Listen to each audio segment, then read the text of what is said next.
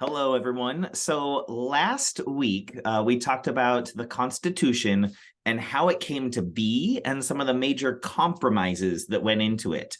So now over the next few weeks, we're going to be examining what the Constitution actually says about how our government is structured. And one of the biggest things for us to understand is that there isn't one supreme ruler king of the United States.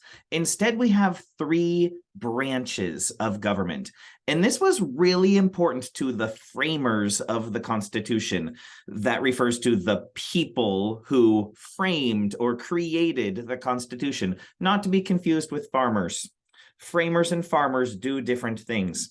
So the Constitution is set up to have these three different branches of government. There's the legislative, the executive, and the judicial. And each branch has as much power as the others. Now, sometimes we think to ourselves, well, the president is the most powerful person in the world because he's the president of the United States, and the United States is the most powerful country. Okay, that's a matter of opinion. However, to make that argument is actually false because the president does not control the United States.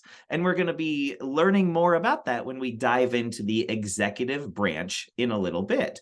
But the truth is that the United States is actually ruled by three separate bodies or three separate branches of government. And each of those branches has as much power as the others.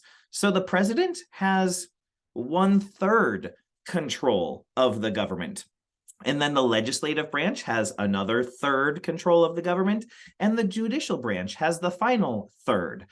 Our framers of the Constitution also designed things in such a way that each of those branches can check on the other one to make sure that they're doing their job and not abusing their power. So the Constitution was designed in such a way that no one branch of government could ever get too much control and take over.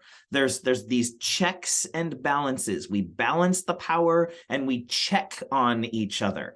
And that's why our Constitution was created the way it was, so that we would never have any one or any small group of people taking over and having their will be done. Instead, we have these systems in place to make sure that that power stays balanced. And if any one part of the government ever does try to get control, then the other parts of the government can shut it down. And we're going to be seeing examples of how that can work in the next few weeks. So the major takeaway from this video is the big picture of our government is that we have three branches. And over the next few weeks, we're going to be looking at each of those branches individually. So can't wait to examine and dive in with you.